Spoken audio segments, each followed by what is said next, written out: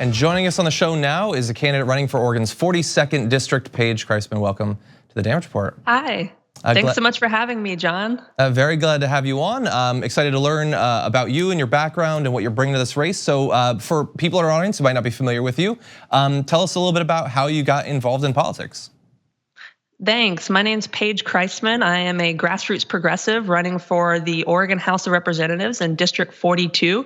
And I got into politics through activism and organizing with various grassroots progressive orgs here in Oregon. So I currently serve as a board member for Portland Tenants United, which is the largest tenants union in the city, as well as the electoral and legislative chair for the Portland Democratic Socialists of America, which basically means I run our lobbying department, but we don't have any money, so we're not very good lobbyists.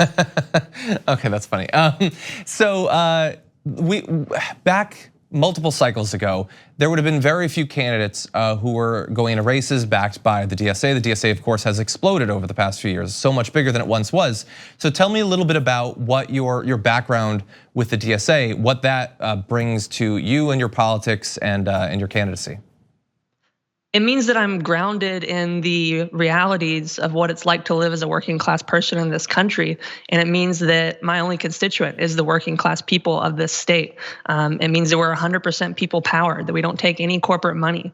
And it means that we unapologetically are fighting for the bold progressive values that are gonna have material improvements in the lives of everyday working class people. And we're not gonna make any apologies about it. We're gonna fight for a world where every head has a roof, where every family has a doctor, every child has a teacher, and every human being has the dignity and value that's inherent in all human lives on this planet. You know, we were seeing that you've described how your upbringing influenced your politics. You described it as growing up in an abusive, transphobic, evangelical Baptist home in rural North Carolina. Obviously, you've come very far since then. So tell me a little bit about that evolution. Right, I grew up in a place called Gaston County, North Carolina, which is an old farming community west of Charlotte. They don't really do any farming anymore. They mostly just produce bigotry. And that wasn't a great place for me because I'm a trans woman. I'm the first trans woman to run for the state legislature in Oregon's history.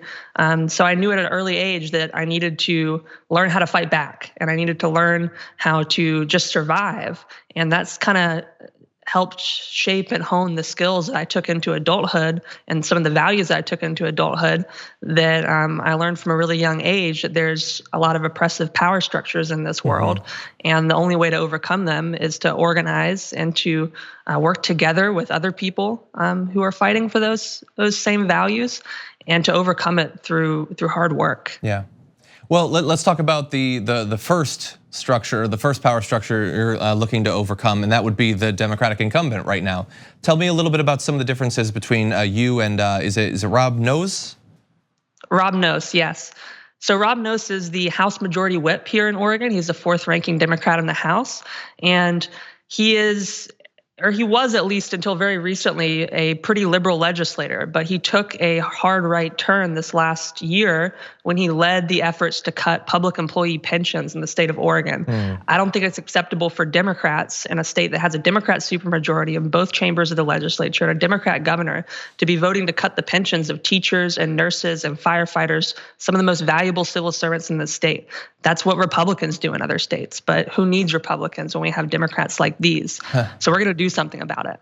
And we're gonna fight for our unions, we're gonna fight for our public employees, and that's why I'm incredibly proud to have just picked up the endorsement of the Portland Association of Teachers, because that's exactly who my constituent is. My top donor profession is public school teachers. My top donor employer is Portland Public Schools.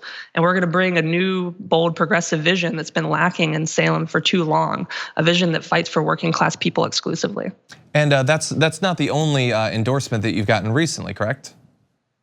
Right, correct. So we're endorsed by Portland DSA, we're endorsed by Our Revolution, Clackamas County, we're endorsed by the Communication Workers of America, Local 7901, Socialist Alternative, and we got a couple more big union endorsements to roll out in the next week or two. So we're really excited about the coalition we built to win. We've knocked over 20,000 doors so far, which is a lot for a state house race, but that's what's needed to win in the state with the most corporate spending in our elections per capita of any state in the country right here in Oregon. And we're up against about $150,000 in corporate money. But we're gonna overcome that by knocking every single door. And so first of all, when is the election and where can people find out more about your platform? The election is on May 19th. We're a mail-in ballot state, so ballots will be mailed out at end of April. And you can find out more about our 100% People Powered campaign at page2020.com. Awesome. Paige Kreisman, thank you so much for joining us today. Thank you so much. Check out the Damage Report podcast each day, wherever you get your podcasts, whether Pocket Casts or Stitcher or iTunes. You can join me as I give you the news and stories you want, with a range of co-hosts and interview guests jumping in on the fun each day. Again, that's the Damage Report, wherever you get your podcasts. And if you get them at iTunes, don't forget to rate and review. Sometimes I'll read them live on the show.